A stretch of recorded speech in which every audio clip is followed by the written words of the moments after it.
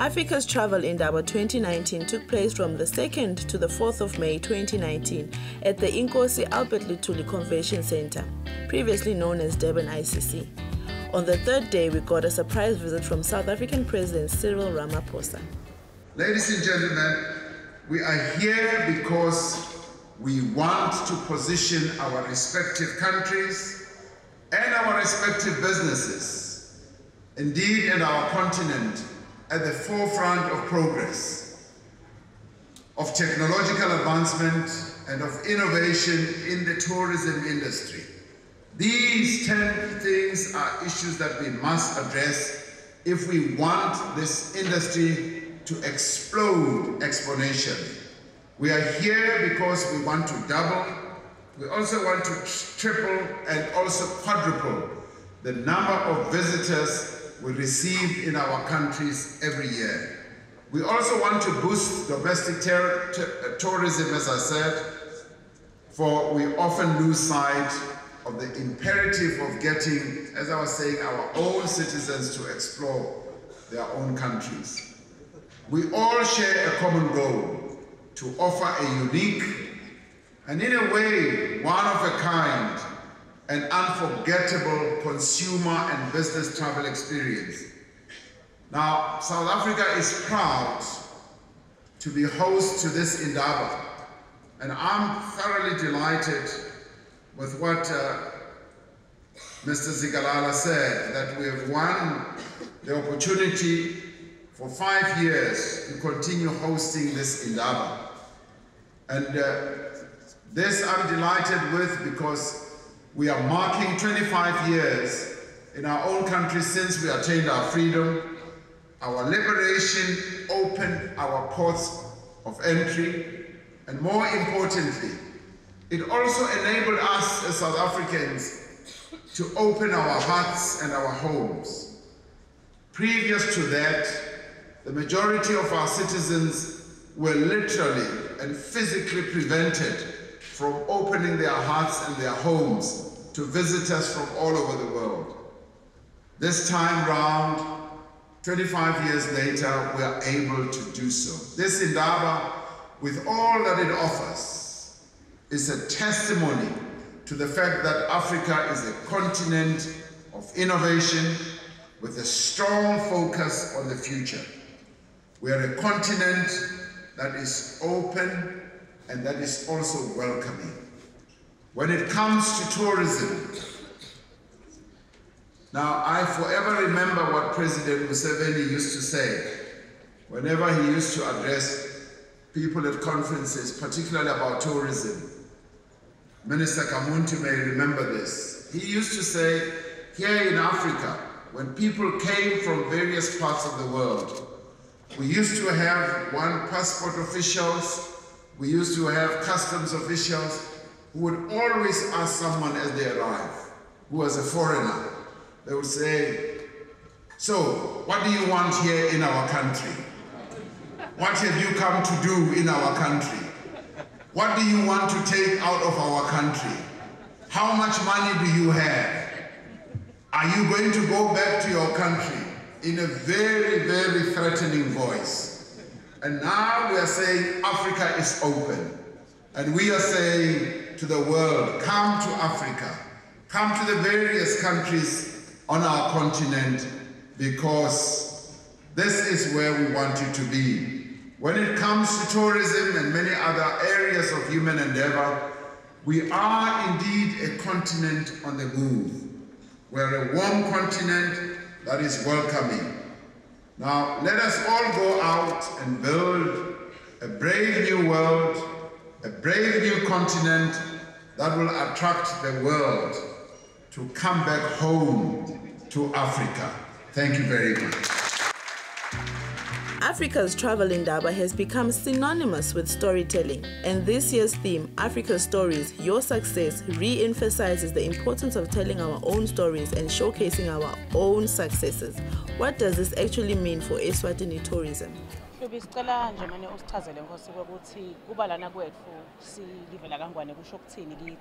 What does this do for us as a Eswatini? Moya kakhulu Nkosi, I am so excited Nkosi. Kwekuqala njena Nkosi ngingedva nje ngibonga lokho ukuthi iindustry iphelele na ungabuka nje lamva kwethu kugcwele emahotela onke ema-B&B ema-game parks konke kuhlangene kusuka eSwatini kude kuthengisa live leSwatini lana. Lokhu ke kithi kusho ukuthi silive siyabonakala emhlabeni wonke. Lo msebenzi lona we Africa would represent to the rest of the world. So it is at that level. So kithi nje silive kuyasita lokuthi sibonakale nathi emhlabeni utawunaka Nkosi ukuthi i-tourism it's an international business and kuyi business ukuthi silive sitibeka sithi position kanjani to the rest of the world. So ke Nkosi kithi nje sibonga nje ukuthi sibe part of this very good initiative and that is at a very high level what this means for Eswatini. Isilana nje Nkosi thina seselangeni lekugcina. Ngikubona kwakho uhambe njani lo msebenzi, what were your expectations? Umsebenzi ubemhle kakhulu ngoba ekuqaleni kwabana minister we tourism labeka nathi abuka lana ngiboka nje kakhulu kade ukuthi uhulumende weNgwenyama usibambisile kwethi minister wethu ukhona lana iboard yethu ikhona lana lokho kutasisita nathi sing Eswatini Tourism Authority ukuthi nasebenta bahambe nathi ekuthenini izinto zethu siconnect implementer. Kwesibili namhla lokunye lokhu lengikukhanze ukuthi kube info le best temple esikhulu for live leSwatini ngilokuthi mengamelo se-South Africa mengameli babe Cyril Ramaphosa ukhuluma izinto letiningi lengitibone kahle ukuthi ihambisana ngamashini nalo lokukhulunywa nguhulumende wethu eSwatini and mina ke ngingimi kungenda ngivela ukuthi yathi sihamba in the right direction. Lesifike sakuthola futhi lana ngilokuthi sende ama partnerships la very strong nebantu sende ama networking it's a good networking platform ne business sesiyendile lana utasita nathi ukuthi with time sikwadi ukuthi sibonakale ema tourist numbers ethu akhuphuka. Okay, what are we taking home with us? Lesihamba nako ekhaya ke ukuthi live leAfrica iagenda yeAfrica nema key focus areas eAfrica ayini. Ngicela nje ukubalela a few. Kwekuqala indzaba yemavisa Africa uthi ufuna kubona kube bete ama boundaries going forward. So indzaba yemavisa bu visa for Africa and also the blocks of the region within Africa logo for me is a key take out and it's something that was in the top of the agenda for Hulumende with Eswatini 3 ministry yethu. Number 2 lofuneka sibuye ukuthi tivakashi tethu funa sitemukele sivule tandla tethu. Utawukhumbula kadzeni ukuthi bekuthiwa na uthi uyafika emavini lamanye kuthiwe kuwe utowendana nayo imali nako konke lokhu laba kukhuluma ngonyalo baholi bethu bathi bafuna kubona semukela sivula tandla tethu semukela tivakashi. Lokho ke kutasita ukuthi sikhone ukuthi ama economies ethu imali tethu simave tingete ngoba tivakashi tethu sitawuhlala kaningi spend lama dollars lama euro kakhulu ke manje even laseSwatini. So for me lokho ku key take out. Kwesithathu kungukuthi noma siyenda le tourism yethu kufuneka ukuthi sikhumbule ema communities lesiphila kuwo.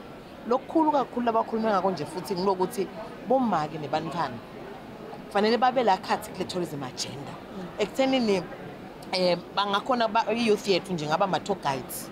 I-tour guiding eSwatini kune opportunity lenkulu ngoba ema-tour guides lesinawo sike sabethu umhlangano bancane labakhona so sitawufika nje ekhaya sisende indlela yokuthi i-youth yethu iqale ibe empowered kahle ngeke bakhona bangenda i-tour guiding as a business as a discipline.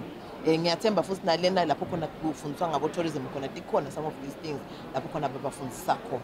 So i-youth nabomake kufanele babe part of the tourism agenda ngoba bomake bavele bayi-tourism ngoba semukela tivakashi emakhaya siwomsenda konke lokho so lokho kithi kumcoka lokho nebantwana bethu of course nabobabe bakhona la khathi kule tinkulumo tethu. Lokunye ke kwegcina ngicabanga ukuthi ngingakhuluma indzaba yemavisa ngicabanga ukuthi sesiyikhulume siyicedzile i-infrastructure indzaba yemigwaqo indzaba ukuthi kube nema-internet lapho kutativakashi khona indzaba yokuthi kuhlobe nako konke lokhu bakhulume ngako kakhulu namengameli waseSouth Africa nyalo nje nakavala lo mhlangano uyikhulumile lendzaba le. So nathi ke silive kufuneka ukuthi vele sibuyele nathi siyobika etikweni endvuneni yethu. Ngijabula nje ukuthi uhulumende usilethele indvuna yethu lana nayo ikutholile konke lokhu. Ngiyethemba lokhu sibanga uhulumende batasibambise ekuthenini yonke indzawo lapho khona kuyavakashi khona yonke info lethenza sivakashi nje kube ngiyole hamba embili ngoba lokukhulu abakusho ukuthi sivakashi i-tourism ithinta onke lama sectors ngoba kune transport, kune business yokuthi sitakala betema business, kune investment nabantu batawuta about investor things kube nama infrastructure tourism. So kukhulu le tourism agenda bambamba nekuthi it cuts across all the sectors. Nguloko nje key takeaway yami inkosi. Collaboration amongst countries in terms of tourism is of imperative importance and works as an advantage when it comes to tourism economy. It's vital for tourism experts to utilize each other's areas of functioning and grow the industry.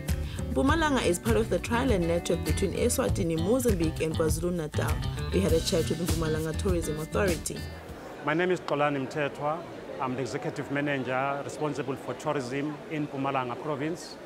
We are here at the Indaba 2019 to promote and position Mpumalanga as a destination of choice for tourism. Okay. What does this event mean for tourism in Mpumalanga? It means a lot. Indaba is one of the third largest exhibitions in the world that one can visit. So it's a must-see of its kind globally. So for us to be here, which is something that we do on an annual basis around this time, is to use the platform, but also to promote our products. We've got 23 exhibitors in our stand, of which 14 of them are small businesses. So Indaba provides a platform to connect with the hosted buyers that come from all over the world, looking for new products that they can do business with. So it's, in a nutshell, just to promote our destination. All right. What makes Mpumalanga special as far as tourism is concerned? Like within the 9 provinces that we have in South Africa, what makes Mpumalanga different? Is it 9 or 11? It's 9. It's 9. Mpumalanga is a gateway to the Kruger National Park. That's one most important thing. Many people from all over the world, they come to Kruger National Park, and many of them are not even aware that they first land in Mpumalanga before they get to the Kruger Park itself. So in many times when you go to some of the countries, like in Europe, and you say you're from Mpumalanga, they don't know where Mpumalanga is. But when you say Kruger National Park, then they say, oh yeah, we've been to Kruger National Park. So Mpumalanga is the gateway to Kruger National Park, particularly for wildlife and safari. Many people will visit that. But also when it comes to scenic beauty, I believe that out of the 9 provinces in South Africa, Mpumalanga has the most scenic beauty you can find in the country. That's why we've got one of the attractions called the God's Window, which mainly means that God was standing in Mpumalanga when he was created the world. All right. What do you hope to take back home with you from this Indaba this year? Well, we're hoping to take a number of deals for future business. As I've said, that Indaba is one of the very important marketing platforms for us and our stakeholders that we have on the stand. So we're hoping that we will attract more visitors coming to our province, but also making sure that with the small businesses that we have here, they are able to sustain their businesses through the deals that they're going to sign, but also make sure that they create jobs for the communities back home. I want to talk to you briefly about one of the marketing collaborations that we have done with the Kingdom of Eswatini and Mozambique, which is called Trial-and. It's a cross-border marketing initiative that started in the late 1980s, and it's been growing, over time. The concept is mainly to say, because Mpumalanga, Swaziland, and Mozambique are too close to each other. Actually, what we do with packages by the tour operators is that one can have breakfast in Mpumalanga, have lunch in Mozambique, and dinner in Swaziland, all in one day, and experience the unique products that we have. Mpumalanga has wildlife, Mozambique, the nightlife, and Eswatini has the cultural diversity that is there. So that's mainly the concept, that we are not competing, but you can each have this unique proposition that we give to a traveler, that in one package, you can traverse the 3 countries in one day. Coming together is a beginning. Keeping together is a progress. Working together is success. Going forward, because in the next 2 to 3 years, seeing tourism, Personally, ngibona opportunities lamakhulu already i-industry yaseswatini njengoba babona nje balana yebo besolo vele babambele besolo sikwenda lokhu, but kenyalo babuke ukuthi abeke basebenza indaba yokubita be-South Africa kakhulu kusiphethe Eswatini, sivumelene nabo siyabambisana. So I'm really looking forward to greater collaboration with the industry, and masende kanjalo ukuthi asita ngoba phela industry ngibo i-face yelive.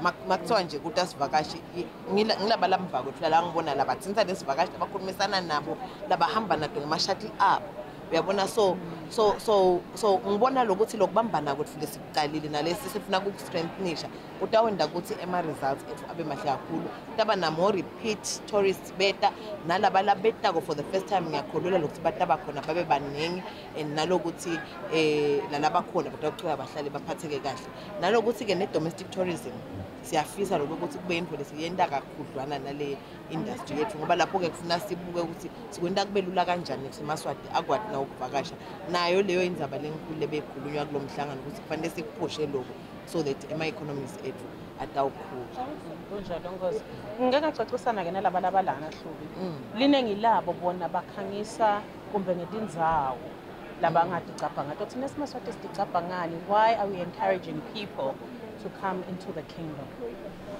Live leSwatini i-unique selling point yayo noma i-distinctive competence ngosi-ke live leSwatini ngilabantu uyabona eMaswati abantu labemukelanako le culture yethu inalobuntu lobungatholakali kuletinye tindzawo nayo itolo nje lana besinebantu baseJalimane base-Netherlands bebahletile nangesikhathi sine-cocktail beva ngazuthi nje wow so ngiloko lengikubona mina kulibeka live leSwatini lehluke completely kulamanye emave and now in the business i-customer experience ngiloko lokwenta uhluke and kwenta business yakho isucceed so live leSwatini ngilibona mina linegolide lokusele nje kithi ngalokuthi phela lokhu advertiser nalokukhuluma ngale nto ndzaba lethu kulukhuni kutshela abantu ukuthi thina siyasta khona kuniphatha kahle but sitawenda tindlela ukuthi simakethe enyalo internationally so that abantu bato understand that leyo unique selling point yethu ngile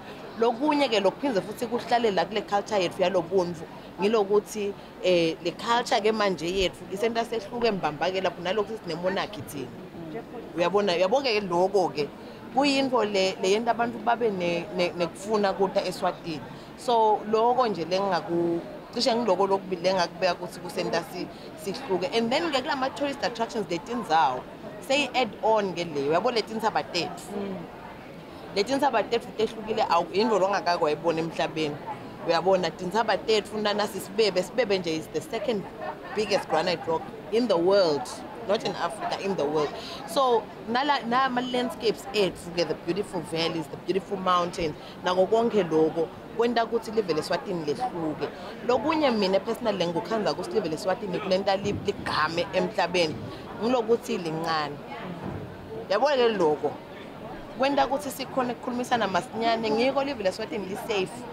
I-safety yelive leSwatini ngiyolenta labanye emave bahlushwa yi-safety thina le size yethu yenta ukuthi satane sonke sibe safe konke kube betele problem uyabona so le size yethu ngiyolenye lencabanga ukuthi isenta sibe ne-uniqueness uyabona lengatfolakali kulamanye emave kulukhuni phela ukuthi na ulive wena umgwaqo wakho kuthi usheshe ube kahle imigwaqo yethu ifele okay ngiyathi right now sinema-challenges but ngiyakholelwa ukuthi uhulumende utasisita ukuthi konke kugcine kulungiseke kahle uyabona nemigwaqo yethu kulula ukuthi sheshe siyende labanye amakufuna abalungisa umgwaqo kuba kuningi kakhulu yabo so mina ngibona ama-opportunities nje lamakhulu and positioning yethu ingile kahle kakhulu. In these past 3 days we have spent at Travel Tourism Indaba 2019, it was evident tourism is the biggest industry in the world. I will leave you with this. Don't be a tourist, be a traveler. Hloma ngwane, vuka uvakashe. Umbukeli ihambe njalo-ke i-Tourism Indaba 2019 khona la enzaweni yaseThekwini kanti-ke kufisa kwami kokuthi nawe udivele watibonela kwekuthi nakukhulunywa nge-Tourism Indaba kusuke kukhulunywa ngani kanti-ke liphupho la phela mengameli welive leNingizimu Afrika kwekuthi insha ifise nayo futhi ifunze kakhulukati ngato tekuvakasha kube ngilona loyo akhone kuthuthukisa live lakubo kanti-ke akagcini lapho uphinze futhi waveta kwekuthi kude abantu labakhona kuphatha tivakashi noma bakhona kuphatha abantu njengabo bomake so it would be a beautiful thing ukuthi bomake nabo bafakwe kakhulukati kuto tekuvakasha eveni la kaNgwane nakulamanye emave kanti ke mbukeli ukufisa kwami kokuthi nawe uthi usahlele ekhaya uthole lona lithuba lokuthi uqhamuke kumbe lokuthite longandlondlobelisa ngako umnotho welive lokufakaye kakhulu ukukati lokungahambisana netivakashi eveni la Kangwane. Sasifika khona emaphethelweni ehlelo lakho lelithi Buhle Betfu kanti ke mbukeli kukufisa kwami ukuthi ukuthokotele lokubonile ehlelweni lakho namuhla kanti ke ngiyakuthembisa ukuthi noma ngabe sesifika emaphethelweni namuhla evikini lelitako ngesikhathi lesifana ngokungabe nginawe khona la ehlelweni lakho lelithi Buhle Betfu ngihambisana nayo Eswatini Tourism Authority ngithi hlomangwane vuka uvakashe yati live lakho kabandi. Ngisasho njalo nje mbukela ngufisela kona kubukela lokuhle nekuthokota lokuhle etinhlelweni takho letilandzelako usale kahle.